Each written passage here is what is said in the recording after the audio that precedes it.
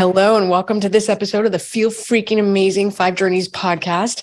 I'm Wendy Trubo. Ed's with me today. He's not always with me, so savor the moment, folks. And guess what? We have Kevin Ellis on our show today. He's one of my favorite people.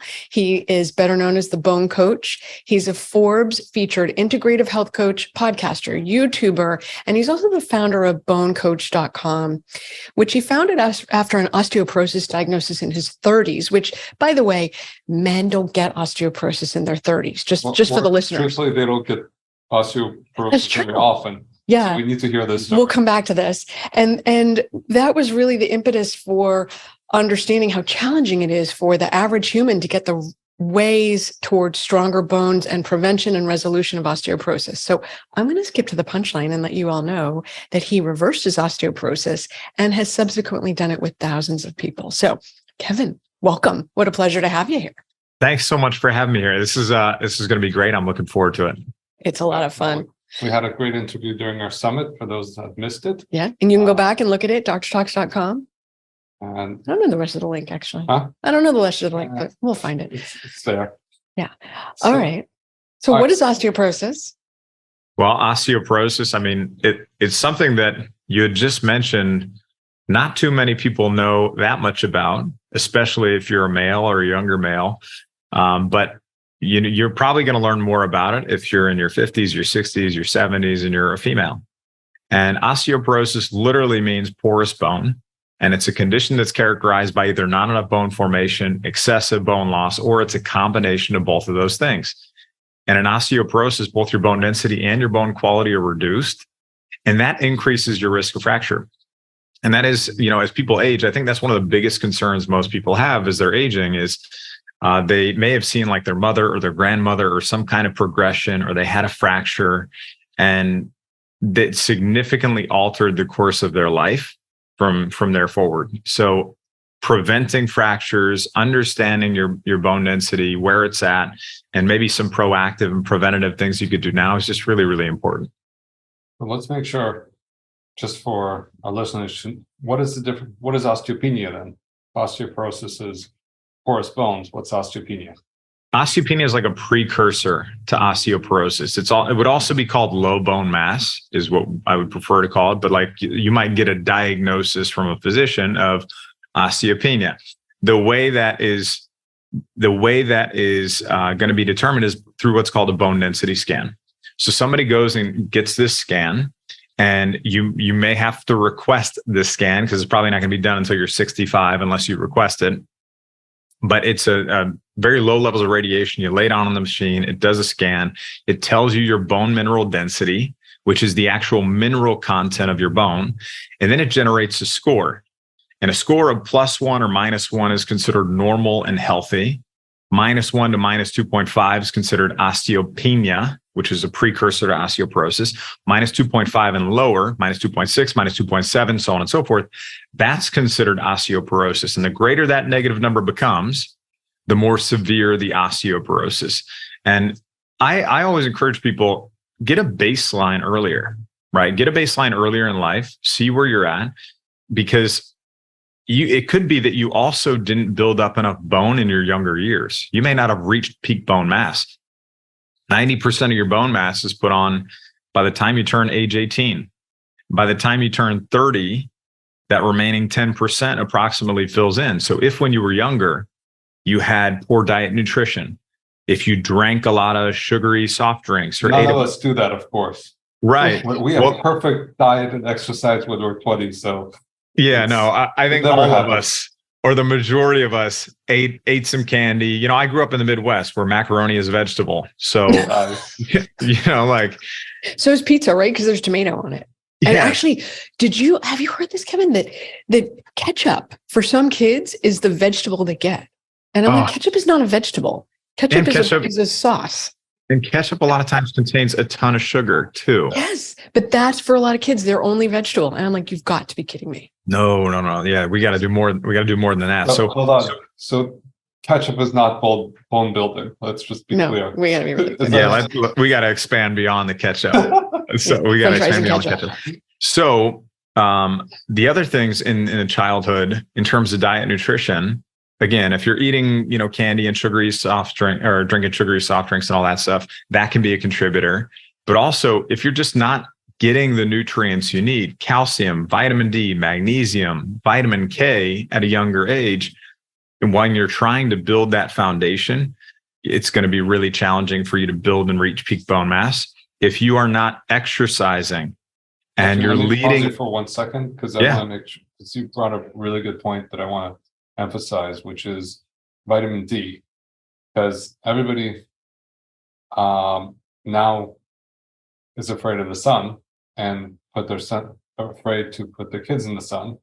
So everybody's either covered up, doesn't go outside, or uses sunscreen, all of which prevent vitamin D. So majority of people, in fact, 99% don't get their vitamin D, and they're low on vitamin D. So the thought that when you're younger you would get your vitamin D is just that's an errant thought. Do you remember when we were studying for the IFM, the boards, when we took our functional medicine boards? I was like, we learned about vitamin D, and you think about, okay, yeah, whatever, it's good for bones, but it regulates the tight junctions in the gut as well as supports the immune system. So I know we're going to talk about celiac and insulin also, but I know we're going to talk about celiac, and so because that's part of the story, and so when you're looking at how are you building bone, if you have higher incidence of zonulin, you have higher leaky gut, you have the early onset or the beginnings of the blunting of your villi, and you're not absorbing your minerals and nutrients, you might need more even to flood the system. So you get what you need. SNPs are genetic polymorphism. Oh, are we telling my story again? It's not only about you. It is a lot about you, but it's not only about you. I got that issue. So if you have a vitamin D SNP, you also need to double your vitamin D intake. So I'm sorry, we left. I just really want to emphasize that because I think that gets really lost in people's I go outside and with a hat and long sleeves and sunscreen. If you have sunscreen, you don't get any vitamin D. Right. And just for the full disclaimer, you may want to put on the sunscreen during the summer from 11 to 3, but in the morning or in the afternoon, you really want to get out in the sun. Make sure you get your natural vitamin D, because it's not just vitamin D you get other things that you can't get through the pill. All right, I'm sorry. Do you remember where he was? Because I've lost the plot. No, I know, and I know, and exercise. In terms of vitamin D, also for kids, a lot of times you're right. People vitamin D is, or in terms of sunlight, it's one of our best sources of vitamin D. But if you're slathering your kids with chemical laden sunscreens, or you put those long shirts on them, that cover everything up with the hoods all day long, you don't let them get any sun on their skin, that's not a good thing. So how can we get them some sun exposure where they're getting enough before they're burning? And then at the point that they might be going to get red, then you put a little bit of zinc oxide sunscreen or something, like a natural mineral-based sunscreen on them after that. But let them get a little bit of that sun first. That's going to be helpful. But yeah, the nutrient piece is super important when kids are young, but also the exercise piece. So if you led a sedentary lifestyle when you were younger and you weren't playing sports, you weren't working out or doing gymnastics or, anything that had you doing these short, sharp, dynamic movements in different directions to really stimulate that bone growth, then that could be a contributing factor also. If you had an eating disorder, if you took certain medications like glucocorticoid, prednisone, for example, if you, all of those, if you smoked or drank excessively, okay, hand up. I was in the Marine Corps for a while, and there was one point in my life where I was smoking two packs of cigarettes a day. This was on deployment when I was in a really stressful environment, but there was one point where that was part of my history. And then outside of deployments, there was, drinking a lot of alcohol in short periods of time. But I know that is with a lot of people. A lot of times they might be drinking alcohol excessively. That can be a contributing factor too. So all of those things can prevent you from achieving peak bone mass before you turn 30. And if you still continue on and carry on with those things in your later years, all the things I just talked about, then that can be a contributing factor current day in active bone loss. Mhm.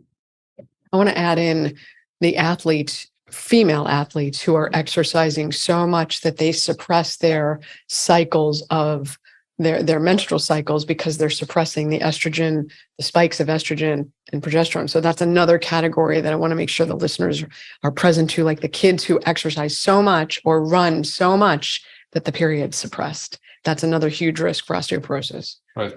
And the other thing I want to emphasize what Kevin was saying, I talk about bones as muscles. If you gotta exercise them or they waste away. Use it or lose it. Use it or lose it. It's literally the same principle. If you're not stressing it, if you're not moving, you're going to lose it. This is the only place where stress is good, right? You're stressing your bones and your muscles, but you're not stressed yourself. Well, not over stressing. Right. All right. Back to you. So you do a baseline at some point. So I don't know about you, but I usually recommend women do it at least 50 years old. That's generally my. I'm like, are you female? Do you breathe? Do you have any risk for bone loss? Let's do a bone density. Yeah. At least at 50, but so I like the bone. Even if it's not, like, I think it would be good just for general, even men or women, 30s or 40s, to get a baseline, understand where you're at. So that way later on in life, it's not necessarily just this surprise, right? That, oh my gosh, osteoporosis, it must mean that I'm losing bone right now. Like this, something is right now contributing to that. That's not always the case, right? Because when you get a bone density scan, it's a snapshot in time. This is your bone density right now. What it's not telling you is it's usually not telling you your bone quality. So your bone quality is, or when you get a bone density scan, it tells you your bone density, the actual mineral content of your bone. What it's not telling you is your bone quality most of the time, which is the structural integrity, the microarchitecture, how that bone is organized. Those two things combined, they create bone strength. So a lot of times people only have part of the picture. There is an add-on software that you can get called TBS, Trabecular Bone Score, that can help fill in that quality part of the picture. There's also technology called REMS, a newer technology called REMS, that is radio frequency echographic multispectrometry technology. And that looks at it's like an ultrasound technology. It looks at your bone density, your bone quality, and gives you a 5-year major risk for osteoporotic fracture, like a fragility score, basically. There are those tools to look at your bone quality. In addition to? Yeah. How do you order that? Is that something we can order?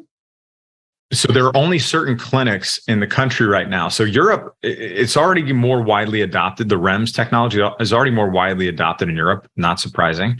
And it's been a slower adoption here in the US, but there are some clinics out there that have this newer technology.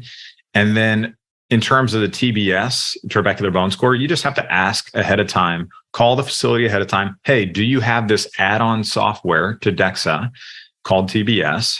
If they say yes, then you just want to confirm with the technician when you get there that facility actually has it and that they're going to do that with your scan. But the other thing that a bone density scan is not telling you if you're still actively losing bone right now, present day. So that is where bone turnover markers come in. And that is where you can look at the activity level of cells that are breaking down and building up your bones. So one of them, the most sensitive marker for bone resorption is just another word for bone breakdown, is the CTX, serum CTX. It's a blood test, the CT low peptide test. And that test looks at the activity level of cells that are breaking down your bone. And if that activity level is elevated or even really high, that can be an indicator of active bone loss and a root cause issue that needs to be addressed. I've never ordered that. So, all right, I don't want to put you on the spot because I don't know if this is where your expertise is or not, but I order NT-low peptide in the urine. Yep. You do urine or blood? Do both usually. Yeah. So there's the blood NTX also, right? But then urine would be the preferred for the NTX too. So, an NTX, if you do the NTX, getting it as the first catch of the day, it would be the best in terms of the urine. First thing in the morning, And you're getting these labs fasted too, because especially with the bone turnover markers, they can be influenced by diet, by time of day, things like that. Right. So So what you is the get- difference between the CTX and the NTX? I've seen it, but and again, if this is not your expertise, I apologize. Yeah, no. So NTX, they're both bone resorption markers. So they're looking at the activity level of cells that are breaking down bone. The biggest differences between the two are that NTX is still, it's just, you're doing it in a different form, right? So CTX is one, NTX is the other. I would say the preferred forms of the CTX would be the blood. Preferred form for the NTX would be the urine. Okay, So, that's useful. Cool. That is very useful. yeah. And then, All right. then the other thing too is that looks at the bone resorption or breakdown side of the picture. But what it's not looking at is the other side of the picture, which is formation. So if you're looking at one side, you want to look at the other side. So the most sensitive marker for bone formation is P1NP, procollagen type 1 N-terminal propeptide. Sometimes it shows up a little bit differently, like depending on which labs you're looking at, but that's the other part of the picture. It's a blood test. And that test it's directly looking at the activity of the osteoblasts, the cells that are building your bone. I love that I'm assuming this is a standard LabCorp Quest lab that you don't have to see a functional medicine doctor to say to your doctor, could you please order these tests on me? This does not necessarily, of course you should see a functional medicine doctor, but you don't need to for this. Well, what I like about these podcasts is I get to learn. I know. So I actually have no idea about this one. The N-telo and C-telopeptide I've heard, but not the P1NP. P1NP. So We're there gonna are a have the couple. VAs. There are a couple for bone formation, right? So P1NP, procollagen type 1 N-terminal propeptide, that's a mouthful, by the way. That's the most sensitive marker for bone formation. That's directly reflecting the activity of the osteoblasts, the cells that build bone. There's another one called osteocalcin, which a lot more people are familiar with osteocalcin. This is a protein that's produced by the osteoblasts that's important for activating bone mineralization and binding calcium to the bone matrix. So osteocalcin is also another one that we can look at in the blood. But then there's also bone-specific alkaline phosphatase. So when you go get a comprehensive metabolic panel, the CMP, and in that you have your alkaline phosphatase, there are different fractions within that. So there's, you can tell if that is elevated, what the elevation is coming from. You can explore that further. And there is bone-specific alkaline phosphatase, and that is detecting early signs of osteoblast activity. And this would be an important one to have if a person also has high or elevated serum calcium too, because you're looking at like bone cancer or something like that potentially. But that can be another indicator of what's going on in your bones. And then outside of just bone turnover markers, there's another one you could look at. You look at 24-hour urine calcium, right? And it's not a bone turnover marker test, and it's not looking at the activity level of those cells that are building up and breaking down bone, but it is looking at calcium. And the primary mineral constituent of your bones is calcium. So if you are losing a lot of calcium through your urine, that could also be an indicator of active bone loss. So there are lots of tests that you can do to look at what's going on inside your body. Those are some helpful ones. So just to be clear, for the primary ones, the N-telopeptide, the C-telopeptide, the P1NP, are you using the standard levels or you have a much shorter range? Because a lot of times in functional medicine, we don't like the average. We like the optimal. Yeah. Because the range is, especially, let's say even on CTX, right? The range is pretty wide. I don't know, from a couple hundred to like 1,100 or something is like the standard range. It's pretty significant. If somebody's up at like a 700, 800, 900, 1,100 CTX, and it's not an error on the test, there can be errors, right? And it's not an error on the test, that could be an indicator that there's something contributing to bone loss right then. But if it's on the lower end and you've got like a 200 or 300 CTX or something like that, that's probably an indicator that there's not, or that there's lower bone turnover, not a lot of bone loss that's happening, or that you would have a stable result. But then you would also look at bone formation too, and what those numbers are telling you also. But that's a very general example. When you look at everybody's picture, there is some nuance there too, which would be really hard to kind of get into just in this discussion. So how did you figure out you had osteoporosis? Like, what came first? Which chicken, which egg? Like, where'd you start? That was not the first thing that came up, right? So after I got out of the Marine Corps, I started having all these different health issues.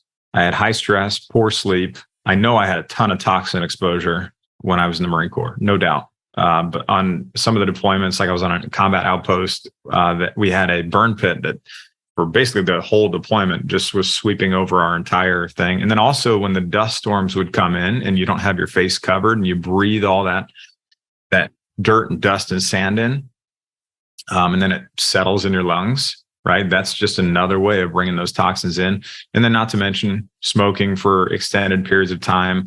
When I was younger, one of my first job was on a farm, where I was learning some good work ethic and working hard. And then I actually worked in a car wash for 2 years. And I had chemicals from this tunnel. Like there's, how they got the big tunnels with chemicals.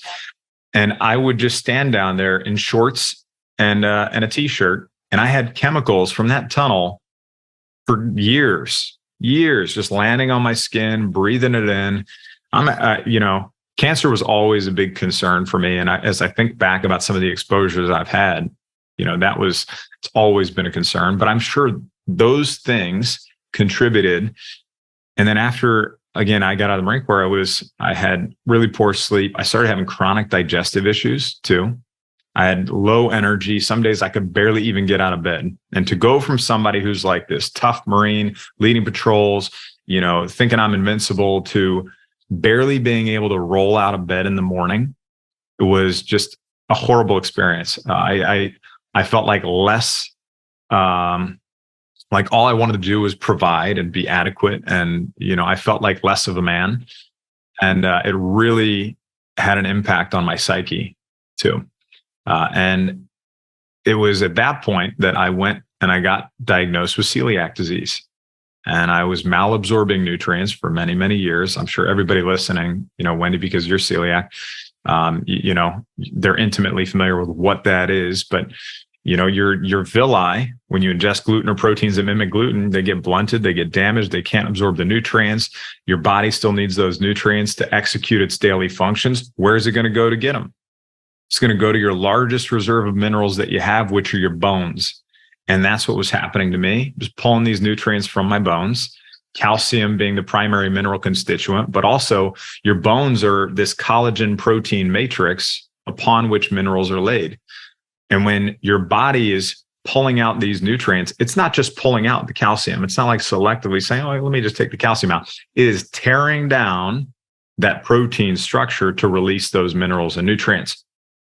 So with that comes bone loss. So I had multiple physicians that I had seen after I was diagnosed with celiac disease, none of them said, hey, has anybody done a bone density scan? Until I found it was like a physician's assistant on one of my last appointments. And they're like, hey, has anybody done a bone density scan? And I was like, no. Again, thinking my bones are going to be fine. And sure enough, it came back. They didn't even call me. They just sent me a letter in the mail and said, hey, you have osteoporosis, go on a gluten-free diet. That was the extent of it. Wait, you already had celiac though, right? I already had celiac. That was the treatment plan, was go on a gluten-free diet. Come on, Kevin. And that cured everything, right? I remember opening this letter. I remember opening it, standing there. Did you save it? Please tell me you saved it so you could frame it. Oh, I have it. Yeah, I still have the letter. And I remember looking at it, like kind of like how we started this conversation, like what is osteoporosis even? I I knew I'd heard that before, but I was like, really, what is that though? And I Googled it, and like the blood just drained from my face. And it was like medications, fractures, loss of independence, all that stuff is what I was reading. And I'm just like, how defeating is that? Like in the moment to just read that. And all of us who have been on a health journey, who have like, had something like, have had those kinds of setbacks, you understand where I'm coming from, where I was just deflated. And especially if you add in that my father, he passed away when I was 2 months old. And my entire life, I had this fear that I was going to have some kind of health issues, some kind of progression that would take away the years that he didn't get with me. And I was going down that path with my kids, and I was scared. I was worried. I was overwhelmed. I had no idea what to do, where to start. And that was like, I hit rock bottom. I remember I was laying on the couch across from my wife. My daughter was upstairs sleeping. She was a little baby, and she was pregnant with my son. And I looked up and I saw my favorite picture of my daughter on the wall. She was wearing this little polka dot dress, standing in front of a white picket fence, blonde hair, blue eyes, innocent, sweet as could be. And I broke down crying. And I cried hard. So it was the kind of cry that empties the sum of life's burdens. And after I was done, I looked over at my wife and I said, I just want to dance with my daughter on her wedding day. And she needed her daddy. And I questioned whether I was even going to be alive to be there for her. That was like my turning point in this whole journey. That's rock bottom. There's nowhere else to go. And that is where I started doing the research, the reading, figuring all these things out. And not only making progress in my own health, but I decided I was going to help other people. And now it's, turned into global programs, helping people all over the world build stronger bones. And it's been a good journey. So let me recap this for the listeners, because I'd actually prefer not to go into the medicines, because I think there's a lot more interesting things to talk about. But if you get your bone density and you're diagnosed with osteoporosis, you're going to be offered medicine. And I think the people listening are typically people who say, I'd prefer to avoid that. And so one question I would have is, did you wind up on medicine, or did you medicine for osteoporosis, or did you say, no, I'm going a different path here?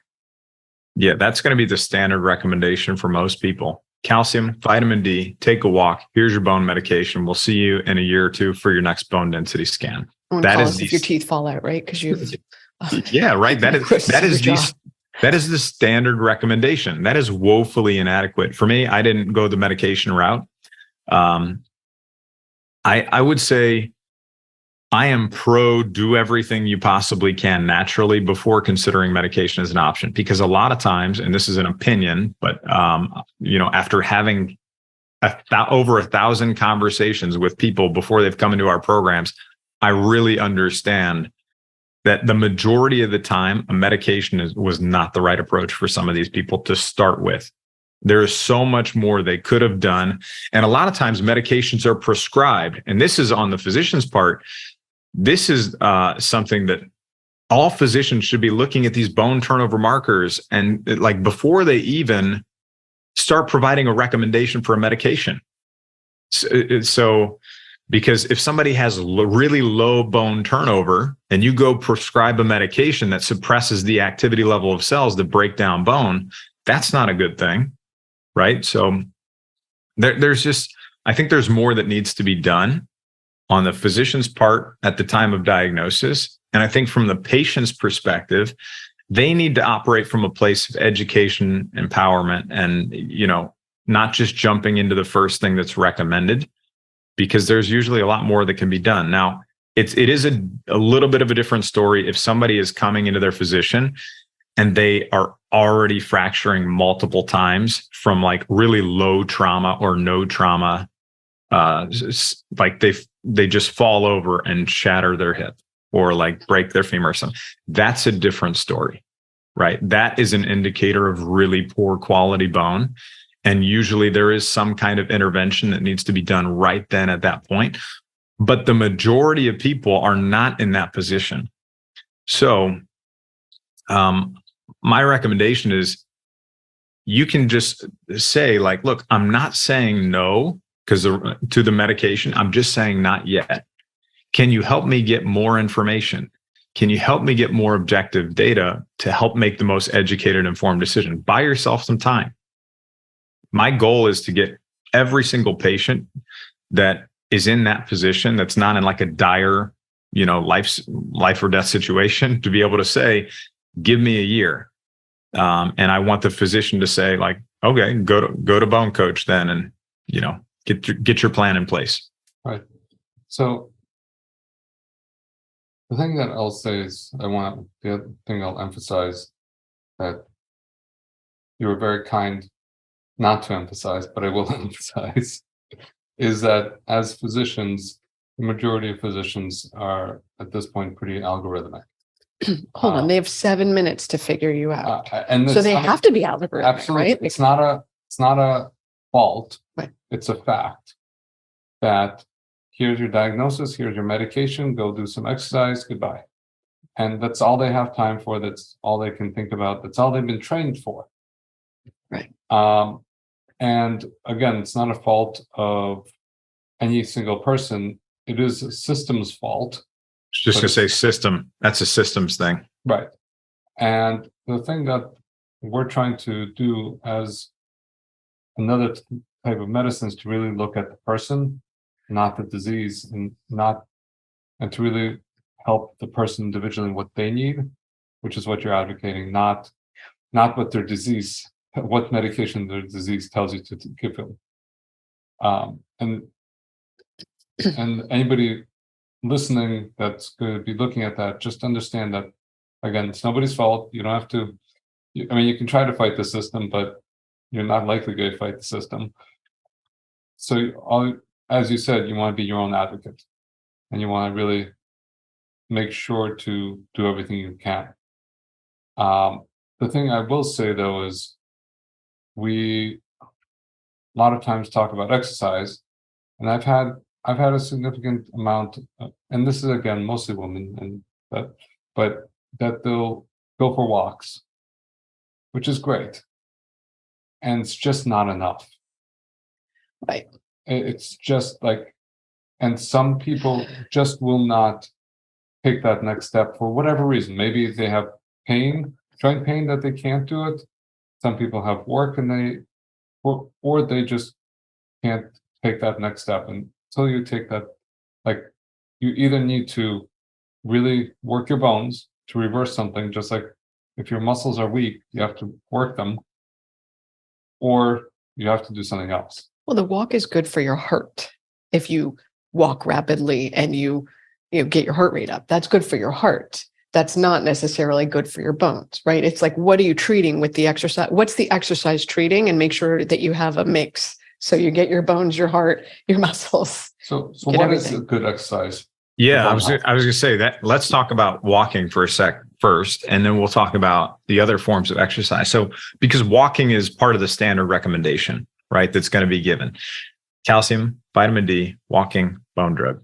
That's the standard recommendation for the majority of patients. Walking it's important, right? It's great for your health. You should be walking. Everybody or most people should be walking, right? But that can't be your only form of exercise, because especially as it relates to your bones, the best it's going to be able to help you do is maintain and not lose your bone, at least in your lower half. But think about your forearm, right? Where a lot of fractures happen when people get older. How much stimulation is that forearm getting when you're going for a walk? Typing doesn't do it either. What's that? Typing does not qualify. That does not No, strengthen right? your bones. Right. So we have to think about these things. So you actually need different types of stimuli for your bones.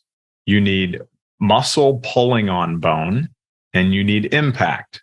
And the most effective interventions are using one or both of those things in combination. Okay. So in terms of walking, that is a form of weight-bearing exercise. Weight-bearing exercise is anything that your body and your bones are doing where they're working against gravity to keep you upright. There are things that you're doing on your feet, and they're placing a good kind of healthy stress on your bones. There's low impact, high impact weight bearing, right? So this would be things like you're running, you're jogging, you're hiking, you're dancing, you're gardening, you're playing with the kids or the grandkids outside, those kinds of things. Or it could be your yoga, your Pilates, your Tai Chi, your Qigong, right? Those are all weight bearing exercise. You want those things. Okay. That's important. But there's also non-weight bearing exercise. And this would be where your body and your bones do not work against gravity to keep you upright. And they're not placing a good, healthy stress on your bones. What would those be? Cycling and swimming. If you do these things, it's not to say that you can't do them. Like if you're riding a bike on a trip, or you like to ride a bike at the end of the day and it's really relaxing for you, it's not to say don't do that, but do not count that as your only form of exercise. Same thing is if you get in the pool and all you do is laps and you get a great cardio and you get out and you're like, gosh, I feel great. My workout's done. No, it's not. Your heart workout is done. Your cardio workout is done, right? That's you're not putting that stress and that stimulus on the bones. So you can do those things. Don't overdo those things, but you could do those things, but just don't count it as your only form of exercise, because astronauts deal with the same thing up in space, right? When there's no gravity and their body and their bones are not working against that, they can lose bone density. Just like Ed was talking about earlier, is you use it, you don't use it, you're going to lose it, right? So what else do we have to add into our plan to make sure we're not losing it and to actually support building it? That would be resistance training, muscle strengthening exercise. This is so important. This would be your resistance bands, your dumbbells, your barbells, your machines at the gym. And this would be exercises like squats or overhead presses, or this one's a little scary for some people that, if you're not into working out, deadlifts. I know it sounds scary and intimidating, gosh, but it's like a foundational human movement too. And if you can get some of those and chin-ups too, right? And maybe like box jumps or jumping, those kinds of things, those are all great exercises that we can incorporate. If you don't know how to do those, you can go to somebody who can teach you how to do those. And you can, if you have pain or anything like that that's preventing you, have them evaluate your body mechanics and teach you how you can make modifications to slowly progress up to where you're providing that stimulus you need. If you're already an active person and you are somebody who's like, this is a big one. I think the people who do cardio and that's all they do too, this is another thing to look out for.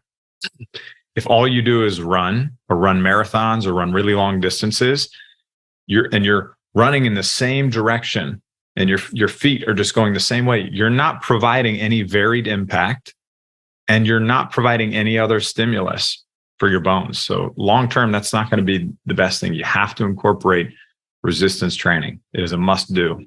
Yeah, I'm going to say something people are not going to be happy with, which you're touching upon. I actually don't think people should be running long distance on pavement.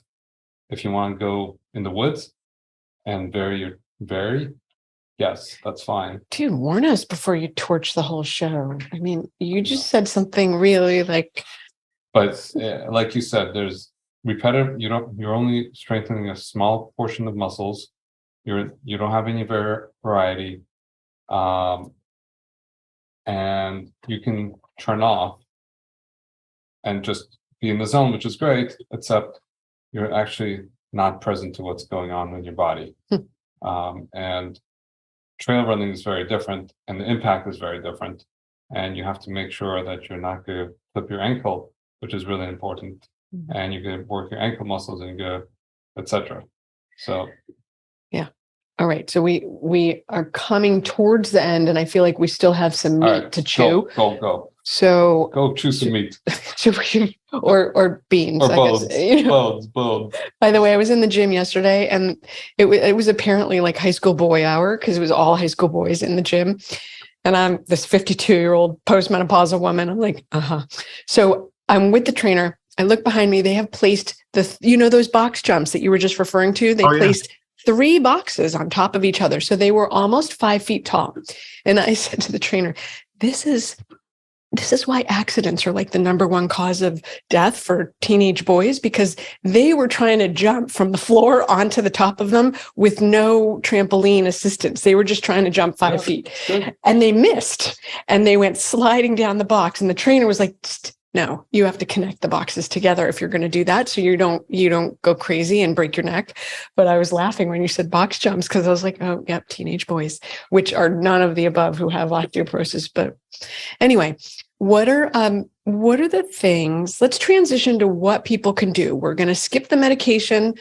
We've talked about diagnosis. I think we need to put a plug in that if you have osteoporosis, you want to, and it's in an earlier age, you want to get checked for celiac. And if you have celiac, you want to get checked for osteoporosis. It's a bidirectional street. Let's set that to the side. What can people do?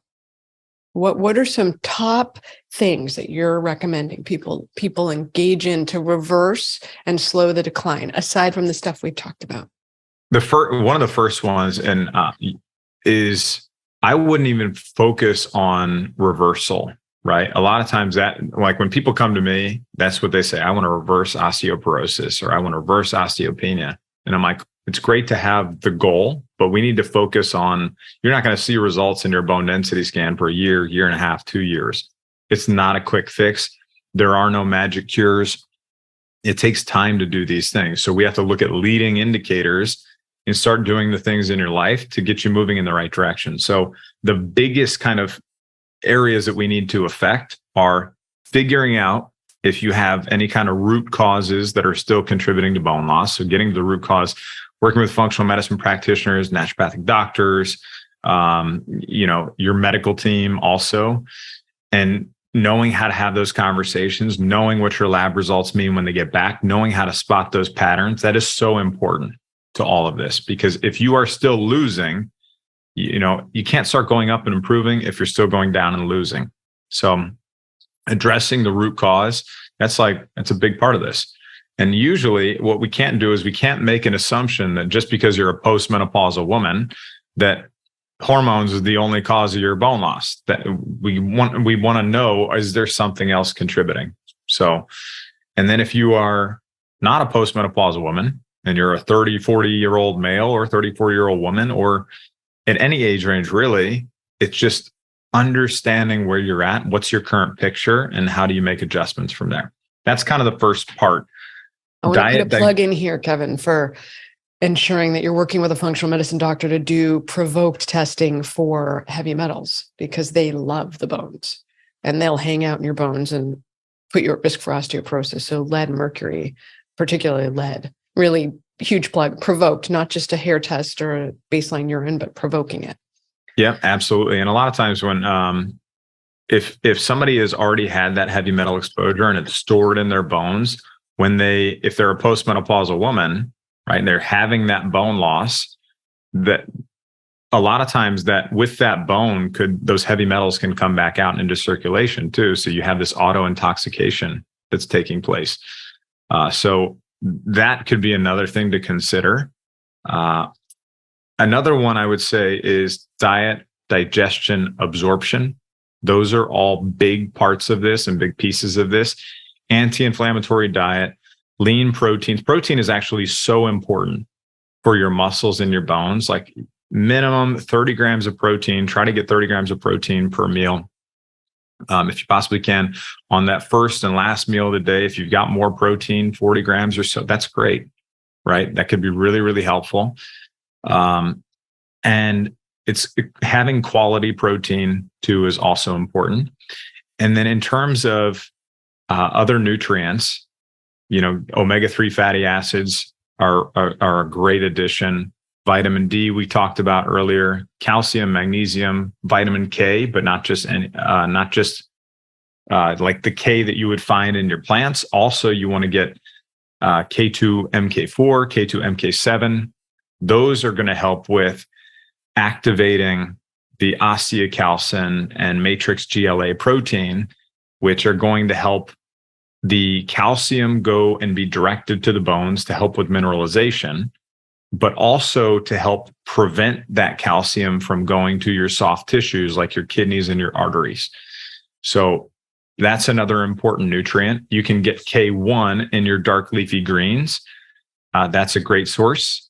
You can get K2, MK4 in, grass-fed beef liver or, pasture-raised chicken or egg yolks. You can get MK7, vitamin K2, MK7. You can get that from fermented foods, hard cheeses, sauerkraut.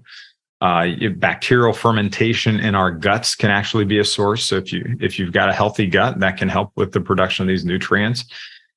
So that's important. Vitamin C also is another important nutrient.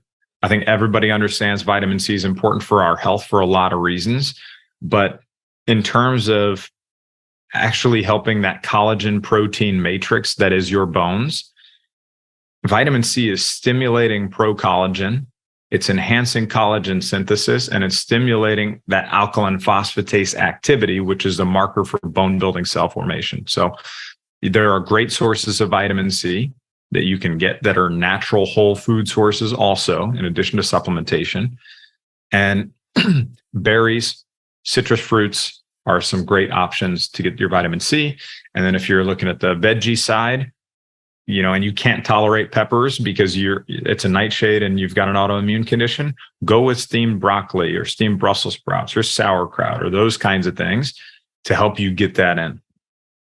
And then exercise, we touched on that, super important. You need to be doing those things.